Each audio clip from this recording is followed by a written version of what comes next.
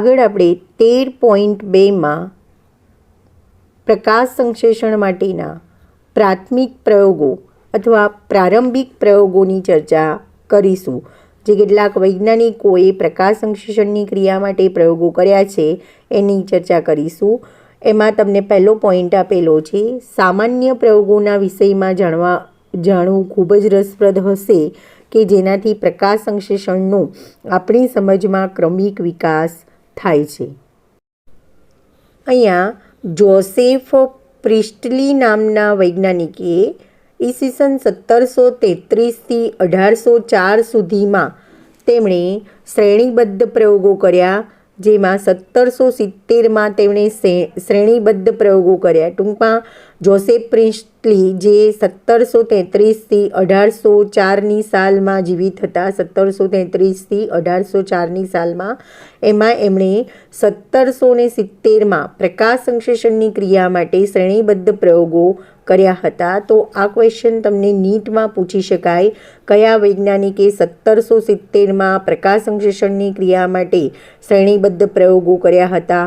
તો જોસેફ પ્રિસ્ટલી નામના વૈજ્ઞાનિકે 1770માં પ્રકાશ સંશ્લેષણની ક્રિયા માટે શ્રેણીબદ્ધ પ્રયોગો કર્યા હતા, જેનાથી જાણવા મળ્યું હતું કે લીલી વનસ્પતિઓની વૃદ્ધિમાં હવાની એક આવશ્યક ભૂમિકા છે. ટૂંકમાં લીલી વનસ્પતિ છે એટલે કે જે જોસેફ પ્રિસ્ટલીએ પ્રયોગો કર્યા એમાં એવું જાણવા મળ્યું કે જે લીલી વનસ્પતિ છે એની જે વૃદ્ધિ થાય છે એમાં હવાની આવશ્યકતા ખૂબ જ છે. આ હવા એક મહત્ત્વની ભૂમિકા ભજવે છે, અથવા તો લીલી વનસ્પતિની વૃદ્ધિમાં હવા એક આવશ્યક ભૂમિકા ભજવે છે. આગળનો પોઈન્ટ આપ્યો છે, તમને યાદ હશે કે પ્રિસ્ટલીએ 1774માં ઓક્સિજનની શોધ કરી હતી. તો અહીંયા તમને એક ક્વેશ્ચન નીટમાં પૂછી શકાય કે ઓક્સિજનની શોધ ક્યારે થઈ હતી અને કોણે કરી હતી? તો પ્રિસ્ટલી નામના વૈજ્ઞાનિકે 1774માં ઓક્સિજનની શોધ કરી હતી. ફરીથી યાદ રાખજો, આ ક્વેશ્ચન તમને નીટમાં પૂછી શકાય. પ્રિસ્ટલીએ 1774માં ઓક્સિજનની શોધ કરી હતી. ઓક્સિજનની શોધ કોણે અને ક્યારે કરી? તો ઓક્સિજનની શોધ પ્રિસ્ટલીએ 1774માં કરી હતી. આ ક્વેશ્ચન તમને નીટમાં પૂછી શકાય.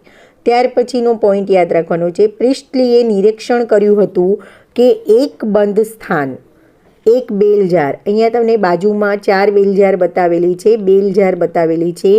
એક બંધ બેલ જાર, એક સ્થાન, એક બેલ જારમાં સળગતી એક પ્રિસ્ટલીએ પ્રયોગ કર્યો હતો, જેમાં પ્રિસ્ટલીએ નિરીક્ષણ કર્યું કે એક બંધ સ્થાન એક બેલ જારમાં સળગતી મીણબત્તી ઝડપથી ઓલવાઈ જાય છે. હવે એક બેલ જાર લેવામાં આવે છે અને બેલ જારમાં સળગતી મીણબત્તી મૂકી દેવામાં આવે અને એ બેલ જાર બંધ હોય તો એ સળગતી મીણબત્તી તરત જ ઝડપથી ઓલવાઈ જાય છે. એનું કારણ શું છે? તો મીણબત્તી એને ઓક્સિજન પૂરતા પ્રમાણમાં મળતો નથી. પરિણામે એક બંધ બેલ જારમાં સળગતી મીણબત્તી ઝડપથી ઓલવાઈ જાય છે. એ તમને અહીંયા આકૃતિમાં બતાવેલું છે. એ જ રીતે તમને બીજું આપેલું છે કે કોઈ ઉંદરનો શ્વાસ બંધ સ્થાનમાં ઝડપથી રૂંધાઈ જાય છે. જો કોઈ ઉંદરને આપણે બેલ જારમાં રાખીએ અને એને ઓક્સિજન પૂરતા પ્રમાણમાં ન મળે તો એ ઉંદર પણ મૃત્યુ પામે છે. તો અહીંયા પહેલી જે બેલ જાર આપેલું છે એમાં ઉંદર અને પ્લસ સળગતી મીણબત્તી બતાવેલી છે. એ જ રીતે આકૃતિ જે બી આપેલી છે એ બેલ જારમાં ઉંદર મૃત્યુ પામેલો બતાવેલો છે અને મીણબત્તી એ છે ઓલવાઈ ગયેલી બતાવેલી છે. ટૂંકમાં પ્રિસ્ટલીએ સાબિત કર્યું કે બંધ બેલ જાર છે એમાં ઓક્સિજન મળતો નથી. પરિણામે ઉંદર મૃત્યુ પામે છે અને સળગતી મીણબત્તી ઓલવાઈ જાય છે. ત્યાર પછી આગળ વાત કરીએ તો કોઈ ઉંદરનો શ્વાસ બંધ સ્થાનમાં ઝડપથી રૂંધાઈ જાય છે. આ અવલોકનોના આધારે તેમણે એ નિર્ણય કર્યો કે સળગતી મીણબત્તી કે કોઈ પ્રાણી જે હવામાંથી શ્વાસ લે છે તેઓ બંને કોઈક રીતે હવાના બંધારણને નુકસાન પહોંચાડે છે. પરંતુ તેમણે બેલ જારમાં એક ફુદીનાનો છોડ મૂક્યો તો ઉંદર એમને એમ જીવિત જોવા મળ્યો અને મીણબત્તી પણ સતત સળગતી રહે છે. હવે પહેલા પ્રયોગમાં એમણે શું કર્યું કે એક બેલ જારમાં એક ઉંદર મૂક્યો અને એક સળગતી મીણબત્તી મૂકી. તો થોડાક સમય પછી એ બેલ જારની અંદર ઉંદરનું મૃત્યુ થયું અને મીણબત્તી જે છે ઓલવાઈ જાય છે. તો એનું કારણ એ છે કે બંનેને ઓક્સિજન પ્રાપ્ત થતો નથી. પરિણામે ઉંદર મૃત્યુ પામે છે અને મીણબત્તી ઓલવાઈ જાય છે. જ્યારે એમણે બીજા પ્રયોગમાં એમણે એવું કર્યું કે જે બેલ જાર છે એ બેલ જારની અંદર એક ફુદીનાનો છોડ મૂક્યો. તો ફુદીનાના છોડની હાજરીના લીધે બેલ જારની અંદર ઉંદર એમને એમ જીવિત જોવા મળ્યો અને મીણબત્તી પણ સળગતી રહે છે. તો અહીંયા જુઓ તમને ત્રીજી આકૃતિ બતાવેલી છે. એ ત્રીજી આકૃતિ અને ચોથી આકૃતિ બંનેમાં બેલ જારમાં એક ફુદીનાનો છોડ બતાવેલો છે, સળગતી મીણબત્તી બતાવેલી છે અને જીવતો ઉંદર બતાવેલો છે.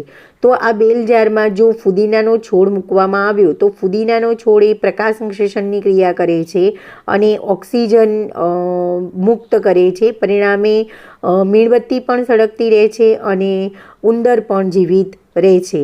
બરાબર. ટૂંકમાં એમણે બંધ બેલ જારમાં એક ફુદીનાનો છોડ મૂક્યો તો ઉંદર એમને એમ જીવિત જોવા મળ્યો અને મીણબત્તી પણ સતત સળગતી રહી છે.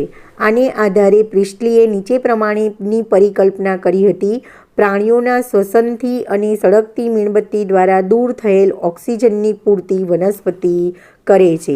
બરાબર. પ્રાણીઓના શ્વસનથી અને સળગતી મીણબત્તી દ્વારા દૂર થયેલ ઓક્સિજનની પૂર્તિ વનસ્પતિ કરે છે. ટૂંકમાં અહીંયા એવું સાબિત કરવા માંગે છે પ્રિસ્ટલીએ એવું કીધું કે પ્રાણીઓના શ્વસનની ક્રિયાના કારણે બેલ જારમાંથી ઓક્સિજન દૂર થયો હતો અને કાર્બન ડાયોક્સાઇડ મુક્ત થયો હતો.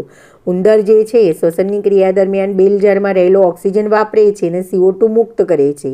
એ જ રીતે સળગતી મીણબત્તીથી પણ બેલ જારમાં રહેલો ઓક્સિજન દૂર થયેલો હોય છે. પરિણામે ઉંદર મૃત્યુ પામે છે અને સળગતી મીણબત્તી ઓલવાઈ જાય છે. પણ જો ફુદીનાનો છોડ મૂકવામાં આવે તો એ પ્રકાશ સંશ્લેષણની ક્રિયા કરે છે અને પ્રકાશ સંશ્લેષણની ક્રિયા દ્વારા ઓક્સિજન એમાં રહેલો CO2 વપરાઈ જાય છે અને ઓક્સિજન મુક્ત થાય છે. પરિણામે જો ફુદીનાનો છોડ હોય તો એના પરિણામે ઉંદર પણ જીવિત રહે છે અને મીણબત્તી પણ સળગતી રહે છે. તો અહીંયા તમને એમની પરિકલ્પના રજૂ કરેલી છે કે પ્રાણીઓના શ્વસનથી અને સળગતી મીણબત્તી દ્વારા દૂર થયેલી ઓક્સિજનની પૂર્તિ વનસ્પતિ કરે છે. કઈ રીતે કરે છે? તો પ્રકાશ સંશ્લેષણની ક્રિયા દ્વારા. પ્રકાશ સંશ્લેષણની ક્રિયામાં વનસ્પતિ સૂર્યપ્રકાશનો ઉપયોગ કરી, કાર્બન ડાયોક્સાઇડનો ઉપયોગ કરી ઓક્સિજન મુક્ત કરે છે અને એ ઓક્સિજનનો ઉપયોગ કરી અને ઉંદર જીવિત રહે છે અને મીણબત્તી પણ સળગતી રહે છે. ત્યાર પછી તમને બીજા પેરેગ્રાફમાં આપેલું છે. તમે કલ્પના કરી શકો છો કે પ્રિસ્ટલીએ એક મીણબત્તી અને એક વનસ્પતિનો ઉપયોગ કરી એવી રીતે પ્રયોગ કર્યો હશે. એ યાદ રાખો કે થોડાક દિવસ બાદ મીણબત્તી સળગતી જતી હોવાથી ફરીથી નવી મીણબત્તી સળગાવવાની જરૂર પડી હતી. પ્રયોગને ગોઠવીને કોઈપણ ખલેલ વગર તમે મીણબત્તીને સળગાવવા માટે કેટલી રીતે વિચારી શકો.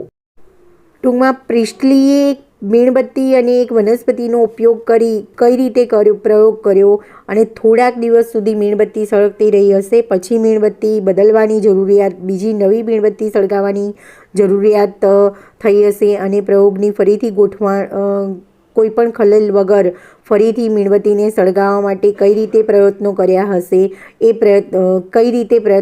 હશે એ તમે વિચારી શકો છો. હવે નેક્સ્ટ પોઈન્ટ તમને આપેલો છે. બીજા એક વૈજ્ઞાનિકનું નામ છે જેનું નામ છે જ્હોન ઇન્જનહાઉસ.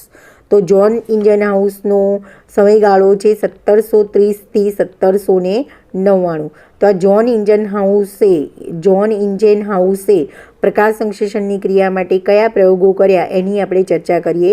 જ્હોન ઇન્જનહાઉસ 1730થી 1799 પ્રિસ્ટલી દ્વારા ઉપયોગમાં લેવાયેલ સાધન ઉપકરણનો ઉપયોગ કર્યો. એટલે જ્હોન ઇન્જનહાઉસ નામના વૈજ્ઞાનિક જે 1730થી 1799ની સાલમાં હતા, એમણે પ્રિસ્ટલી દ્વારા જે સાધનનો ઉપયોગ કર્યો હતો એ ઉપકરણનો ફરીથી એમણે ઉપયોગ કર્યો. પરંતુ તેમણે એકવાર અંધારાવાળી જગ્યાએ અને પછી એકવાર સૂર્યપ્રકાશમાં આ સાધન રાખ્યું હતું. એટલે કે આ જ સાધનનો એમણે ઉપયોગ કર્યો હતો.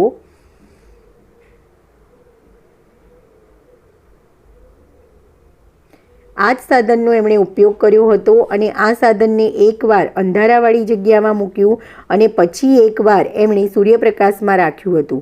એનાથી એ જાણી શકાયું કે વનસ્પતિઓની આ પ્રક્રિયામાં સૂર્યપ્રકાશ આવશ્યક છે અને સૂર્યપ્રકાશમાં થતી પ્રક્રિયા કે જે સળગતી મીણબત્તી કે શ્વાસ લેવાવાળા પ્રાણીઓ દ્વારા પ્રદૂષિત થયેલ હવાને શુદ્ધ કરે છે. બરાબર. એટલે ટૂંકમાં અહીંયા જ્હોન ઇન્જનહાઉસે આ જે પ્રયોગ છે, પ્રિસ્ટલીએ જે સાધનનો ઉપયોગ કર્યો તો એ જ સાધનનો ઉપકરણ અથવા સાધનનો ઉપયોગ એમણે ફરીથી કર્યો. એને એકવાર અંધારાવાળી જગ્યામાં રાખ્યું અને બીજી વાર સૂર્યપ્રકાશમાં રાખ્યું. તો એનાથી એ જાણી શકાયું કે વનસ્પતિઓની જે આ પ્રક્રિયા છે એ પ્રક્રિયામાં સૂર્યપ્રકાશ આવશ્યક છે. એટલે કે પ્રકાશ સંશ્લેષણની ક્રિયામાં સૂર્યપ્રકાશ અનિવાર્ય છે. સૂર્યપ્રકાશમાં થતી પ્રક્રિયા જે સળગતી મીણબત્તી કે શ્વાસ લેવાવાળા પ્રાણીઓ દ્વારા પ્રદૂષિત થયેલ હવાને શુદ્ધ કરે છે. ટૂંકમાં સૂર્યપ્રકાશમાં જે પ્રકાશ સંશ્લેષણની ક્રિયા છે એ સળગતી મીણબત્તી કે શ્વાસ લેવાવાળા પ્રાણીઓ દ્વારા જે પ્રદૂષિત થયેલી હવા છે, એટલે કે CO2 વાળી હવા છે, એને શુદ્ધ કરવાનું કાર્ય કરે છે. ત્યાર પછી તમને કીધેલું છે ઇન્જનહાઉસે એક જલીય વનસ્પતિના પ્રયોગમાં દર્શાવેલું હતું. હવે જલીય વનસ્પતિમાં પણ ત્યાર પછી ઇન્જનહાઉસે એક જલીય વનસ્પતિમાં પણ પ્રયોગ કર્યો હતો અને જલીય વનસ્પતિમાં પ્રયોગ કરી અને દર્શાવેલું હતું કે તીવ્ર સૂર્યપ્રકાશમાં વનસ્પતિના લીલા ભાગોની આસપાસ નાના પરપોટા નીકળે છે.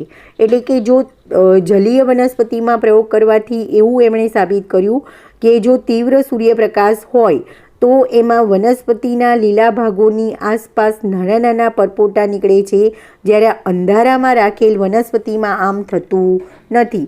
ત્યારબાદ તેમણે આ પરપોટાઓની ઓળખ ઓક્સિજનના સ્વરૂપમાં કરી હતી. આમ તેમણે દર્શાવ્યું કે વનસ્પતિઓનો માત્ર લીલો ભાગ જ ઓક્સિજન મુક્ત કરે છે. તો ઇન્જનહાઉસ નામના વૈજ્ઞાનિકે બીજો એક પ્રયોગ કર્યો, એ જે જલીય વનસ્પતિનો પ્રયોગ. એમણે શું કર્યું કે જે જલીય વનસ્પતિ છે એ જલીય વનસ્પતિ તીવ્ર સૂર્યપ્રકાશ હોય તો જલીય વનસ્પતિનો જે લીલો ભાગ છે એની આસપાસ નાના નાના પરપોટા નીકળે છે અને અંધારામાં જો આ વનસ્પતિ રાખવામાં આવે તો એવું થતું નથી. એનું કારણ શું છે? તો જે લીલી વનસ્પતિ જે તીવ્ર સૂર્યપ્રકાશમાં છે એ પ્રકાશ મેળવી તીવ્ર સૂર્યપ્રકાશના ઉપયોગની મદદથી પ્રકાશ સંશ્લેષણની ક્રિયા કરી અને ઓક્સિજન નાના નાના પરપોટા સ્વરૂપે ઓક્સિજન મુક્ત કરે છે, જ્યારે અંધારામાં પ્રકાશ સંશ્લેષણની ક્રિયા થતી નથી. આમ પાછળથી એ જે નાના નાના પરપોટા ઉત્પન્ન થયા છે એ પરપોટાને ઇન્જનહાઉસે ઓક્સિજન સ્વરૂપમાં એની ઓળખ આપી હતી અને એમણે સાબિત કર્યું હતું કે વનસ્પતિઓનો માત્ર ને માત્ર લીલો ભાગ જ ઓક્સિજન મુક્ત કરે છે, કારણ કે લીલા ભાગમાં હરિત દ્રવ્ય આવેલું હોય છે જે પ્રકાશ સંશ્લેષણની ક્રિયા કરી અને ખોરાકનું નિર્માણ કરે છે. તો અહીંયા તમારે એ પણ MCQમાં પૂછી શકાય કયા વૈજ્ઞાનિકે એવી માહિતી આપી કે લીલી વનસ્પતિનો માત્ર એટલે કે વનસ્પતિઓનો માત્ર લીલો ભાગ જ ઓક્સિજન મુક્ત કરે છે, એવું કયા વૈજ્ઞાનિકે દર્શાવ્યું? તો ઇન્જનહાઉસ નામના વૈજ્ઞાનિકે એ સાબિત કર્યું કે વનસ્પતિઓનો માત્ર લીલો ભાગ જ ઓક્સિજન મુક્ત કરે છે, બાકી કોઈ ભાગ ઓક્સિજન મુક્ત કરતો નથી. એના ઉપરથી એમ કહી શકાય કે વનસ્પતિનો લીલો ભાગ જ પ્રકાશ સંશ્લેષણની ક્રિયા કરે છે અને આવો પ્રયોગ એમણે જલીય વનસ્પતિ ઉપર કર્યો હતો. તો આ કેટલીક પ્રાથમિક માહિતી છે, આ કેટલાક પ્રયોગો છે જે કેટલાક વૈજ્ઞાનિકો દ્વારા પ્રકાશ સંશ્લેષણની ક્રિયા માટે કરવામાં આવ્યા છે. આજે આપણે પ્રકાશ સંશ્લેષણના પ્રાથમિક પ્રયોગોની ચર્ચા કરીશું, જેમાં અગાઉ કેટલાક પ્રયોગોની માહિતી અને અગાઉ કેટલાક વૈજ્ઞાનિકો દ્વારા કરવામાં આવેલા પ્રયોગોની માહિતી આપણે મેળવી હતી. હવે નેક્સ્ટ પોઈન્ટ એમાં આપેલો છે, ઈસવીસન 1854 સુધી એવી જાણકારી નહોતી, પરંતુ જુલિયસ વોન સેચ નામના વૈજ્ઞાનિકે પુરાવા સાથે સાબિત કર્યું કે જ્યારે વનસ્પતિ વૃદ્ધિ કરે છે ત્યારે ગ્લુકોઝ એટલે કે શર્કરા ઉત્પન્ન થાય છે. બરાબર. તો 1854 સુધી આવી માહિતી નહોતી. તો જુલિયસ વોન સેચ નામના વૈજ્ઞાનિકનું નામ યાદ રાખજો. જુલિયસ વોન સેચ નામના વૈજ્ઞાનિકે પુરાવા સાથે એવી માહિતી આપી કે વનસ્પતિ જ્યારે વૃદ્ધિ કરે છે ત્યારે ગ્લુકોઝ અથવા તો શર્કરા ઉત્પન્ન થાય છે. આવું ક્વેશ્ચન તમને નીટમાં પૂછી શકાય. કયા વૈજ્ઞાનિકે એવી માહિતી આપી કે વનસ્પતિ જ્યારે વૃદ્ધિ કરે છે ત્યારે ગ્લુકોઝ અથવા શર્કરા ઉત્પન્ન થાય છે? તો જુલિયસ વોન સેચ નામના વૈજ્ઞાનિકે એવા પુરાવા આપ્યા કે વનસ્પતિ જ્યારે વૃદ્ધિ કરે છે ત્યારે ગ્લુકોઝ એટલે કે શર્કરા ઉત્પન્ન થાય છે. ત્યાર પછી માહિતી આપી કે ગ્લુકોઝ છે એ સામાન્ય રીતે સ્ટાર્ચના રૂપમાં સંચય પામે છે અથવા સંગ્રહ પામે છે. બરાબર. વનસ્પતિ પ્રકાશ સંશ્લેષણની ક્રિયા દ્વારા ગ્લુકોઝનું નિર્માણ કરે છે અથવા તો શર્કરાનું નિર્માણ કરે છે, અને એ શર્કરા એ સ્ટાર્ચના સ્વરૂપમાં સંગ્રહ પામે છે. અને તમને ખ્યાલ જ છે કે વનસ્પતિ વધારાના ખોરાકનો સંગ્રહ સ્ટાર્ચ સ્વરૂપે કરે છે. તો ગ્લુકોઝ એ સામાન્ય રીતે સ્ટાર્ચ સ્વરૂપે સંગ્રહ પામે છે. ત્યારબાદના અભ્યાસ પરથી જાણી શકાયું કે વનસ્પતિમાંનો લીલો પદાર્થ, જેને આપણે ક્લોરોફિલ અથવા તો હાલમાં એને હરિત દ્રવ્ય તરીકે ઓળખીએ છીએ, એ વનસ્પતિમાં ક્લોરોફિલ એ વનસ્પતિનો લીલો ભાગ છે, જેને આપણે હાલ હરિત દ્રવ્ય તરીકે ઓળખીએ છીએ. જે વનસ્પતિઓના કોષોમાં આવેલ વિશિષ્ટ અંગિકા, જેને આપણે હરિત કણ તરીકે ઓળખીએ છીએ, એ હરિત કણમાં આ હરિત દ્રવ્ય હોય છે. તેમણે જણાવ્યું કે વનસ્પતિઓના લીલા ભાગમાં ગ્લુકોઝ બને છે અને ગ્લુકોઝ સામાન્ય રીતે સ્ટાર્ચના રૂપમાં સંચિત થાય છે. તો ફરીથી યાદ રાખજો, 1854માં આ માહિતી નીટ માટે યાદ રાખજો.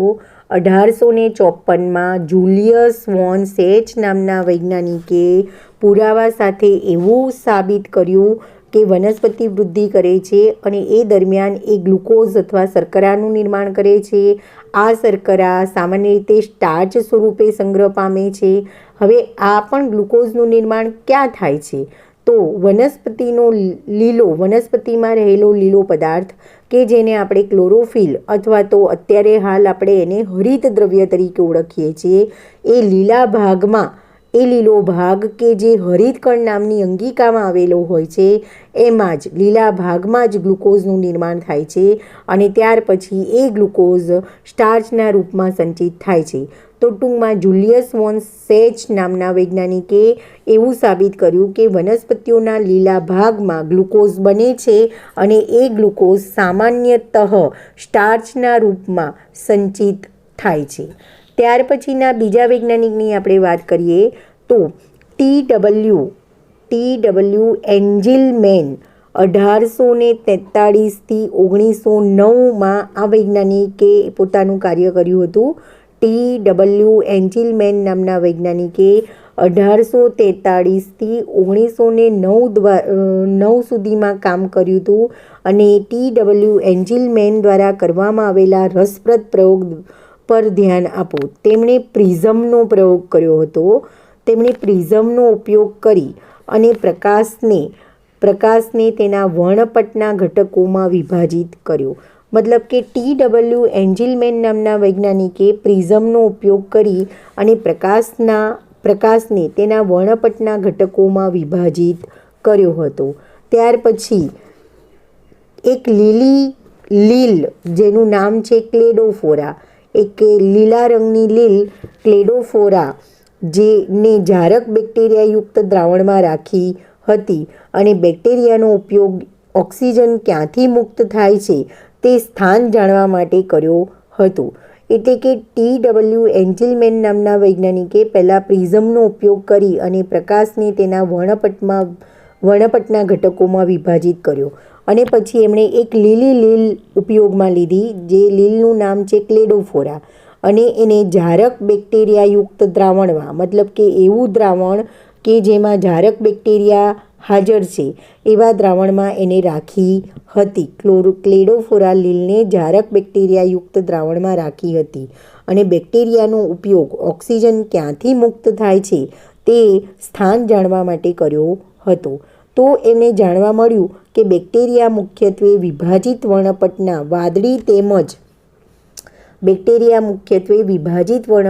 વાદળી તેમજ લાલ પ્રકાશના વિસ્તારમાં એકત્રિત થયા હતા. એટલે એમને પ્રયોગ દરમિયાન જોવા મળ્યું કે જે બેક્ટેરિયા છે એ વિભાજિત વર્ણપટના જે વાદળી અને લાલ રંગનો પ્રકાશ હતો એ વિસ્તારમાં એકત્રિત થયા હતા. આ રીતે પ્રકાશ સંશ્લેષણના પ્રથમ સક્રિય વર્ણપટનું પ્રથમ વર્ણન કરવામાં આવ્યું હતું. મતલબ કે આ વૈજ્ઞાનિક દ્વારા પ્રકાશ સંશ્લેષણના પ્રથમ સક્રિય વર્ણપટનું વર્ણન કરવામાં આવ્યું હતું. તે મોટાભાગે ક્લોરોફિલ એ તેમજ ક્લોરોફિલ બીના શોષણ વર્ણપટ સાથે લગભગ સમાનતા ધરાવે છે અને એનું આગળ આપણે વર્ણન કરેલ છે, એના વિશે આગળ આપણે સમજીશું. તો પ્રકાશ સંશ્લેષણનો પ્રથમ સક્રિય વર્ણપટ એમાં ક્લોરોફિલ એ અને ક્લોરોફિલ બીના શોષણ વર્ણપટ સાથે લગભગ સમાનતા ધરાવે છે, એના વિશે આગળ ચર્ચા કરેલી છે. ત્યાર પછીના બીજા વૈજ્ઞાનિકની વાત કરીએ તો બીજા પ્રયોગોની ચર્ચા કરીશું. 19મી સદીના મધ્ય સુધી વનસ્પતિના પ્રકાશ સંશ્લેષણ વિશે બધી જ મુખ્ય વિશિષ્ટતાઓ અંગે જાણકારી પ્રાપ્ત થઈ ગઈ હતી. એટલે કે 19મી સદીની મધ્ય સુધી વનસ્પતિમાં પ્રકાશ સંશ્લેષણની બધી જ વિશિષ્ટતા અંગેની માહિતી પ્રાપ્ત થઈ ગઈ હતી કે વનસ્પતિઓ પ્રકાશ ઉર્જાનો ઉપયોગ કરી અને પહેલી માહિતી તમને આપેલી છે, વનસ્પતિઓ પ્રકાશ ઉર્જાનો ઉપયોગ કરી અને CO2 અને પાણીમાંથી કાર્બોદિત બનાવે છે. ઓક્સિજન મુક્ત કરતા સજીવોમાં પ્રકાશ સંશ્લેષણની સમગ્ર પ્રક્રિયાની સમજૂતી નીચેના સમીકરણ દ્વારા રજૂ કરેલી છે કે પ્રકાશ સંશ્લેષણની ક્રિયા આ સમીકરણ દ્વારા રજૂ થાય છે. CO2 + H2O પ્રકાશની હાજરીમાં CH2O + O2 એટલે કે કાર્બોદિત બનાવે છે. તો 19મી સદીની મધ્ય સુધીમાં વનસ્પતિમાં પ્રકાશ સંશ્લેષણની બધી જ મુખ્ય વિશેષતાઓની માહિતી મળી ગઈ હતી કે વનસ્પતિ એ પ્રકાશ ઉર્જાનો ઉપયોગ કરી CO2નો ઉપયોગ કરી પાણીમાંથી કાર્બોદિત બનાવે છે અને ઓક્સિજન મુક્ત કરતા સજીવોમાં પ્રકાશ સંશ્લેષણની સમગ્ર પ્રક્રિયાની સમજૂતી નીચેના સમીકરણ દ્વારા આપવામાં આવી હતી. CO2 + H2O gives પ્રકાશ CH2O + O2. તો આ સમીકરણ તમારે યાદ રાખવાનું છે. નીટ માટે પ્રકાશ સંશ્લેષણની ક્રિયા માટેનું સમીકરણ છે CO2 + H2O gives પ્રકાશ CH2O + O2. એટલે કે પ્રકાશ સંશ્લેષણની ક્રિયા માટે વનસ્પતિ CO2 અને H2Oનો ઉપયોગ કરે છે. પ્રકાશની હાજરીમાં એ કાર્બનિક સંયોજન એટલે કે CH2O ઉત્પન્ન કરે છે અને ઓક્સિજન મુક્ત કરે છે. અહીંયા સમીકરણમાં આપેલું છે CO2 + H2O પ્રકાશની હાજરીમાં CH2O + O2 બને છે, જ્યાં CH2O એ એક કાર્બોદિત જેવા કે ગ્લુકોઝ એક 6 કાર્બન ધરાવતી શર્કરા છે. મતલબ કે અહીંયા જે CH2O છે એ CH2O એ એક કાર્બોદિત છે જે ગ્લુકોઝ છે અને એ 6 કાર્બન ધરાવતી એક શર્કરા છે. ત્યાર પછી બીજા વૈજ્ઞાનિકની આપણે ચર્ચા કરીશું. કોર્નેલિયસ વાન નીલ નામના વૈજ્ઞાનિકે 1897 થી 1985 દરમિયાન એમણે કાર્ય કર્યું હતું. યાદ રાખજો, કોર્નેલિયસ વાન નીલ 1897 થી 1985 દરમિયાન એમણે કામ કર્યું હતું અને કોર્નેલિયસ વાન નીલ નામના વૈજ્ઞાનિકે સૂક્ષ્મજીવ વૈજ્ઞાનિકે એટલે કે કોર્નેલિયસ વાન નીલ એ સૂક્ષ્મજીવ વૈજ્ઞાનિકે પ્રકાશ સંશ્લેષણની સમજૂતી માટે મહત્ત્વનું યોગદાન આપ્યું હતું. તેમનો અભ્યાસ જાંબલી તેમજ લીલા રંગના બેક્ટેરિયા પર આધારિત હતો. હવે આ જે કોર્નેલિયસ વાન નીલ નામના વૈજ્ઞાનિક છે એમણે લીલા રંગના અને જાંબલી રંગના બેક્ટેરિયા ઉપર પ્રકાશ સંશ્લેષણની ક્રિયા કરી હતી. તેમણે જણાવ્યું હતું કે પ્રકાશ સંશ્લેષણ આવશ્યક રીતે એક પ્રકાશ આધારિત પ્રતિક્રિયા છે જેમાં યોગ્ય ઓક્સિડાઇઝેબલ સંયોજનમાંથી પ્રાપ્ત થતા હાઇડ્રોજન કાર્બન ડાયોક્સાઇડનું રિડક્શન કરીને કાર્બોદિત પદાર્થનું નિર્માણ કરે છે. નીચે આપેલ સમીકરણથી સમજાવવામાં આવે છે.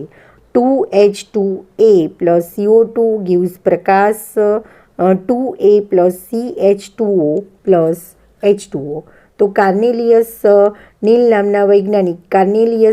નામના વૈજ્ઞાનિકે લીલા રંગના અને જાંબલી રંગના બેક્ટેરિયા પર આધારિત પ્રયોગો કરી અને એમણે પ્રકાશ સંશ્લેષણ માટેનું આ માહિતી આપી હતી કે યોગ્ય ઓક્સિડાઇઝેબલ સંયોજનમાંથી પ્રાપ્ત થતા હાઇડ્રોજન કાર્બન ડાયોક્સાઇડનું રિડક્શન કરીને કાર્બોદિત પદાર્થનું નિર્માણ કરે છે અને એને નીચેના સમીકરણ દ્વારા સમજાવવામાં આવ્યું હતું.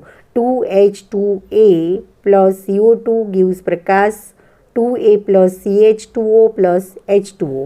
હવે આગળ આપણે વાત કરીએ તો આગળ તમને આપેલું છે લીલી વનસ્પતિઓમાં H2O એ હાઇડ્રોજન દાતા છે અને ઓક્સિડેશન પામીને O2માં ફેરવાય છે.